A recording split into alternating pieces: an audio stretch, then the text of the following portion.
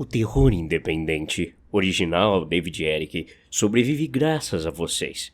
Se você quer garantir histórias frequentes e de qualidade, apoie o canal com qualquer valor no Pix que está na tela. Ajude a manter nossos vídeos no ar. Contribua com o projeto David Eric. Esses valores serão destinados para gastos de tradução das histórias para outros países. Nos ajude a crescer. Faça parte disso. Agradecimentos aos doadores do último vídeo. Top contribuidor, Darlan da Silva Pinheiro, Eric Cauã, Davi Henrique, Eliane da Silva, Pedro Filho, Leonardo dos Santos, Kaique Henrique, Kevin dos Santos, Átila Rocha, Vitor Hugo, Miqueias de Castro, Eduardo Batista, Kleberson Cesari, Kevin Gabriel, Renan Mateus, Lucas de Oliveira, Rafael Henrique, Erlon Lucas, Jonathan de Araújo, Macaulay Moisés, Lilian Nocera, Hércules Carvalho, Daniel Alves, Giovana Paloma, Luan Marcelo e José Saldanha. Em algum momento, em alguma história, terão seus nomes inseridos nos personagens das histórias aqui do canal. Existe uma regra não dita no mundo da fotografia de alto escalão. Quanto mais rico o cliente, mais bizarro é o pedido. Já fotografei casamentos onde os noivos chegaram de helicóptero e desceram de rapel no altar. Já fotografei cerimônias nudistas em praias privadas na Bahia. Já fotografei um noivo que exigiu que eu editasse todas as fotos para que ele parecesse 10 centímetros mais alto que a noiva. Você aprende a não julgar, aprende a só focar no seu trabalho, no balanço de branco e no dinheiro no fim de tudo. O dinheiro compra o silêncio e o bom gosto, ou pelo menos compra a simulação deles. Mas nada em 15 anos de carreira me preparou para o Sr. Cylon e o casamento numa cidade chamada Diórios. O contato veio através de uma cerimonialista com quem eu trabalhava frequentemente. Ela me ligou numa terça-feira à noite, a voz baixa, quase sussurrada. Beto, tenho um cliente da lista. A lista era como chamávamos os bilionários que não aparecem na Forbes, o tipo de dinheiro de capitanias hereditárias, dinheiro que move fronteiras. Tá, qual é a pegadinha? Perguntei abrindo uma cerveja. Sempre tinha uma pegadinha. É uma propriedade privada em uma cidade chamada Diórios. Isolamento total. Você vai sozinho, sem assistente, equipamento próprio e tem um acordo de não divulgação que se você quebrar, seus netos vão nascer devendo a indenização. Tá, e qual o valor? Perguntei. 1 milhão, à vista, transferência antes do evento. Cuspi a cerveja. É o quê? Como assim? Isso era impossível. Onde eu assino? Perguntei. O contrato chegou por um motoboy. Papel grosso, timbrado. Li as cláusulas. Eram agressivas, mas padrão para gente paranoica com privacidade. Exceto a cláusula 7, que dizia: Cláusula 7. Iluminação e restrições. É estritamente proibido o uso de flash, luzes de LED contínuas, rebatedores prateados ou qualquer fonte de luz artificial direta. A cerimônia será iluminada exclusivamente por velas. A noiva sofre de uma condição oftalmológica severa, fotofobia crônica e enxaquecas paralisantes. O disparo de um único flash resultará no cancelamento imediato do serviço, não pagamento e processo por danos físicos. Ah, fotografar no escuro. Ótimo. Isso significava trabalhar com minhas lentes fixas de abertura 1.2 e empurrar o ISO da câmera até o limite do granulado. Um pesadelo técnico. Mas por esse dinheiro, dane-se, eu fotografaria usando uma caixa de fósforo se eles pedissem. Cheguei na propriedade às 5 da tarde.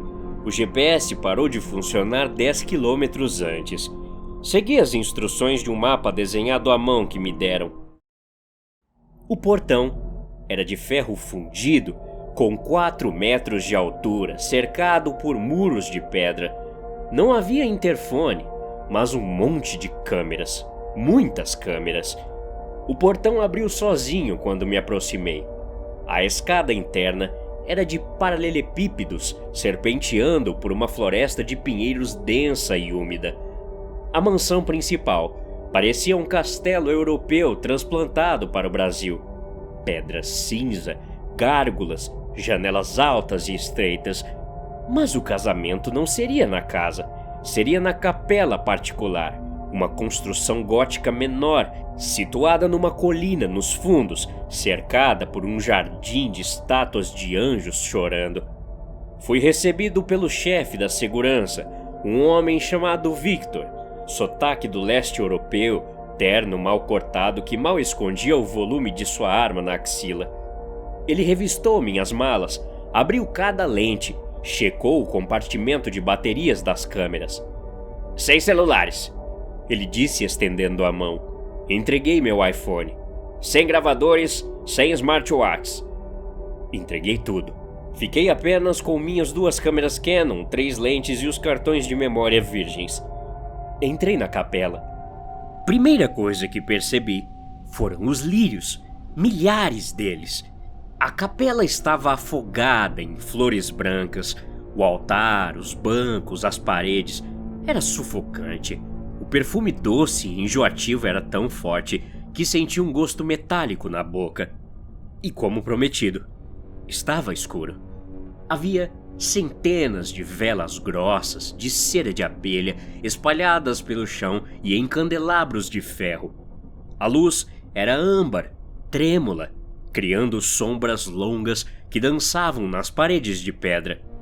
O noivo, Sr. Cylon, estava no altar. Ele devia ter 75 anos, mas se movia com uma rigidez artificial. Vestia um smoking preto impecável. O rosto era uma máscara de plásticas antigas. A pele esticada demais sobre as maçãs do rosto, os olhos fundos e brilhantes como os de um lagarto. Ele não veio me cumprimentar, apenas acenou com a cabeça, um movimento seco, e olhou para seu relógio de bolso. Havia poucos convidados, talvez 10 pessoas. Todos homens, todos velhos, vestidos de preto. Nenhuma mulher, nenhuma criança. Ninguém sorria. Eles estavam sentados nos primeiros bancos, em silêncio absoluto. Parecia mais um velório de máfia do que um casamento. Preparei meu equipamento. Ajustei as configurações da câmera. A atmosfera era estranha, mas admito, visualmente muito bonita. A luz das velas refletia na pele serosa do noivo, criando um contraste dramático. Às 6 em ponto, o órgão de tubos no mezanino começou a tocar. Não era a marcha nupcial, era algum som do Beethoven, pesado em tom menor que fazia o chão vibrar. As portas de carvalho do fundo se abriram. O pai da noiva entrou. Era um homem mais jovem que os convidados, talvez 50 anos. Estava suando, apesar do frio de 10 graus dentro da capela. O suor escorria pela testa dele, brilhando na luz das velas. Ele tremia. E ao lado dele, a noiva, Luana. Eu já vi noivas lindas, mas Luana era sobrenatural. Devia ter 19 ou 20 anos. A pele era branca como leite, translúcida, contrastando com o vestido de renda vitoriana que cobria do pescoço até os pés. Ela usava um véu denso cobrindo o rosto. Mas o andar dessa mulher... Havia algo errado. Os passos eram trôpegos. O pai a segurava com firmeza pelo braço, quase carregando o peso dela. Dopada, pensei na hora. Não era incomum. Casamentos arranjados, noivas nervosas tomando Rivotril com champanhe antes da hora. Já vi noivas desmaiarem no altar. Luana parecia estar num nível de sedação muito superior ao normal para esses ricos malucos. Levei a câmera ao rosto e tirei umas fotos. O som do obturador ecoou na capela silenciosa. Fiz a primeira foto dela entrando. No visor LCD, a imagem apareceu granulada, mas focada. Ela estava de cabeça baixa. O véu escondia a expressão. Eles chegaram ao altar. O pai entregou a mão dela para o Sr. Cylon. Notei pelo visor da câmera, que uso como um binóculo para ver detalhes, que o pai hesitou. Ele segurou a mão da filha por um segundo a mais. Ele olhou para o Sr. Cylon com uma expressão de terror puro, de súplica. Cylon apenas sorriu, um esgar de lábios finos, e puxou a mão da garota. O movimento foi brusco. O braço dela obedeceu como se fosse de borracha, sem resistência muscular. O pai recuou para o banco, sentou-se e colocou as mãos no rosto. Ele estava chorando e não parecia de emoção. A cerimônia foi conduzida por um juiz de paz que parecia tão nervoso quanto o pai. Ele lia rápido, gaguejando. Sr. Arthur Cylon, aceita Luana como sua legítima esposa? Aceito. A voz de Cylon era rouca, poderosa, ecoando nas pedras. Luana, aceita Arthur como seu legítimo esposo? Silêncio. Apenas o som das velas crepitando. Esperei pela voz dela. Um sussurro. Um sim fraco. Nada. Ela continuava parada, estática, olhando para o chão através do véu. O silêncio se estendeu por 5, 10 segundos. Constrangedor. O juiz olhou para Cylon. Cylon apertou a mão dela. Vi os nós dos dedos dele ficarem brancos. E então, a cabeça dela se moveu. Um aceno. Um sim com a cabeça. O juiz suspirou aliviado e falou: Eu vos declaro marido e mulher. Pode beijar a noiva. Cylon levantou o véu. Foi a primeira vez que vi o rosto de Luana. Ela era linda, de uma beleza clássica, de boneca de porcelana. Mas os olhos... Ela estava olhando para o nada. Um olhar fixo, vidrado, focado em algum ponto no infinito atrás do altar. As pupilas estavam dilatadas, negras, engolindo a íris azul.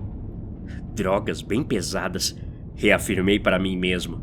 Pobre menina rica. Cylon segurou o rosto dela com as 2 mãos. Ele a beijou. Ela não correspondeu. Os lábios dela não se moveram. Ela ficou lá, estátua, enquanto o velho de 75 anos devorava a boca dela. Fiz a foto. Era uma foto tecnicamente perfeita, mas moralmente repulsiva. O contraste entre a pele enrugada dele e a perfeição lisa dela era gritante.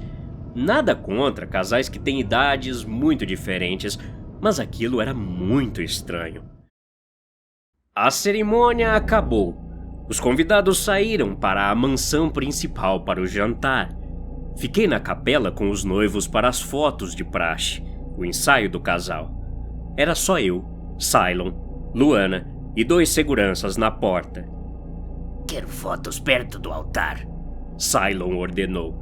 Ele a conduziu. Senhor, se puder colocá-la sentada naquele banco, acho que a luz favorece, sugeri, tentando ser polido, mas na verdade eu estava com medo de que ela desabasse no chão a qualquer momento. Ela fica em pé, ele disse. Ela é forte. Ele a posicionou. Foi aí que o pelo da minha nuca se eriçou. Ele levantou o braço direito dela para colocar no ombro dele. E o braço ficou. Não relaxou, não caiu, ficou exatamente onde ele colocou, rígido, mas moldável. Cheguei mais perto para pegar melhores detalhes. O cheiro de lírios era insuportável ali. Foquei no rosto dela. Luana, olhe para a lente, por favor. Pedi, por hábito.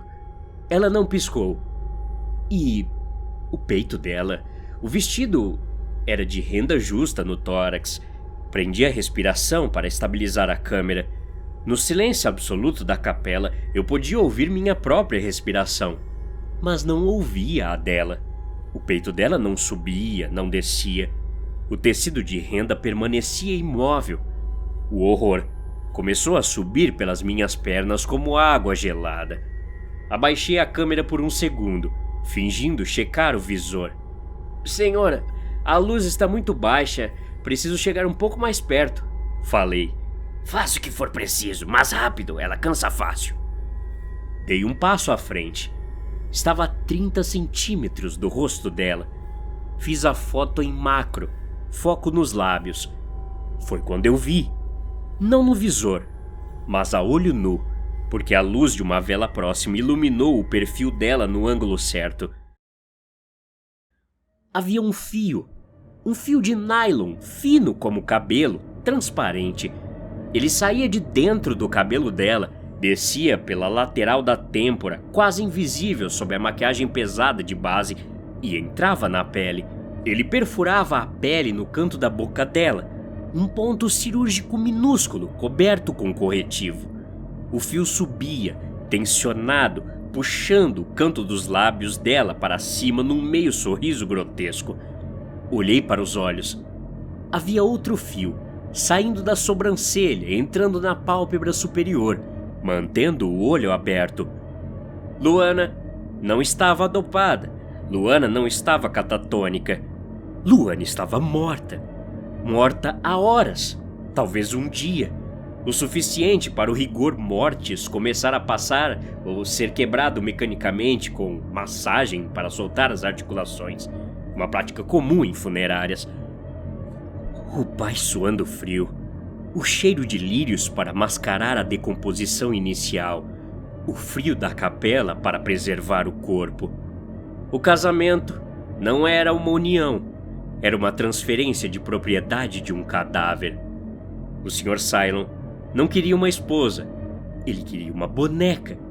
Uma boneca que nunca envelhecesse, nunca falasse, nunca o deixasse. Senti vômito subir na garganta quando todas essas peças desse quebra-cabeça se montaram. Minhas mãos tremeram e a câmera balançou. Cylon percebeu. Ele olhou para mim. Os olhos de lagarto se estreitaram. Algum problema, fotógrafo? Ele sabia que eu sabia e estava testando meu limite. Se eu gritasse, se corresse, os seguranças na porta me pegariam. Eu estava isolado numa propriedade, sem celular, sem carro próximo. Eu desapareceria, viraria adubo para os lírios. Engoli o vômito, forcei um sorriso profissional, o sorriso mais falso da minha vida. Nenhum problema, senhor. É que a beleza dela é impressionante. Fiquei emocionado, falei. Cylon relaxou, mas apenas 1 milímetro. A vaidade dele era a minha armadura. Sim, ela é perfeita. A mulher perfeita é aquela que escuta e nunca contesta. Continue. Quero fotos sorrindo. Ele levou a mão na nuca dela, onde o emaranhado de fios de nylon devia estar amarrado ou conectado a algum mecanismo sob o véu. Ele fez um movimento sutil com o dedo. O lábio esquerdo dela repuxou para cima. O sorriso morto aumentou.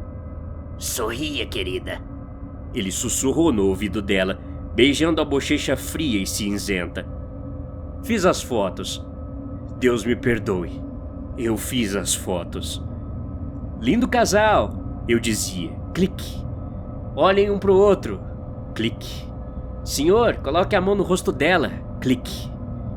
Cada clique era uma prova do crime que eu jamais poderia denunciar. Eu estava documentando a profanação de um ser humano. Acabamos, Cylon disse depois de 20 minutos. Victor vai te acompanhar até a saída. Ele não me convidou para o jantar. Claro que não, o jantar seria só para eles. Arrumei minhas coisas em tempo recorde. Minhas mãos tremiam tanto que quase derrubei uma lente de 10 mil reais. Eu não me importava, só queria sair dali. Victor me escoltou até o portão. A caminhada pela floresta de pinheiros pareceu durar horas. Eu esperava um tiro na nuca a cada passo. No portão, ele me devolveu o celular e as chaves do carro. Cylon gostou da sua descrição, Victor disse sem emoção. O pagamento já foi liberado logo quando você deixou o celular. Ele se inclinou para perto de mim, o cheiro de tabaco velho. Lembre-se do contrato, Beto. Acidentes acontecem em estradas de serra, freios falham, carros caem em ribanceiras. Mantenha as fotos seguras e a boca fechada. Entrei no meu carro. Não olhei para trás. Dirigi a 140 por hora, cantando pneus nas curvas, chorando como uma criança. Só parei num posto de gasolina a 80 quilômetros de distância. Vomitei no banheiro até não ter mais nada no estômago. Peguei meu celular. Quando o sinal voltou, o aplicativo do banco apitou. Transferência recebida. 1 milhão da Fundação Cylon de Preservação Artística. Preservação artística. A piada final. Cheguei em casa de madrugada. Não dormi. Fui direto para o computador. Importei os arquivos brutos das fotos. Eu devia deletar, eu devia formatar o cartão e jogar o computador no rio. Mas a curiosidade mórbida, o instinto de testemunha, foi mais forte. Abri a foto do close-up, aquela onde eu vi os fios. Dei zoom. 100%, 200%, 400%. A resolução da câmera não mente. Lá estava, o fio de nylon perfurando a pele pálida e sem poros, a base de maquiagem craquelando ao redor do furo, revelando o tecido necrosado, roxo por baixo. E algo mais. Algo que eu não tinha visto na hora por causa da luz fraca. Dei zoom no olho dela, no reflexo da córnea fosca. Havia um reflexo minúsculo na umidade restante do olho dela. O reflexo de uma pessoa em pé, atrás de mim, num canto escuro da capela que eu não tinha notado. Um homem de jaleco branco, segurando uma maleta de metal e seringas. Era o taxidermista, o cara que empalha animais. Ele estava lá o tempo todo, de plantão, caso a noiva precisasse de retoques. Eu não denunciei. Podem me chamar de covarde, podem me chamar de cúmplice, mas eu pesquisei o nome Cylon. Descobri que ele é dono de metade dos juízes do estado e financia a campanha do governador. O pai da Luana? Descobri que ele tinha uma dívida com uma agência que foi misteriosamente quitada na semana seguinte ao casamento. Ele vendeu a filha morta ou matou para vender para salvar a própria pele. Eu ainda tenho as fotos. Estão num HD criptografado enterrado no quintal da casa da minha mãe. É meu seguro de vida. Mas parei com fotos de casamento. Vendi meu equipamento mais caro na semana seguinte. Hoje, fotografo só paisagens, montanhas, rios, pedras, coisas que não têm olhos, coisas que, quando estão mortas, não tentam sorrir para a câmera. Até a próxima. Obrigado.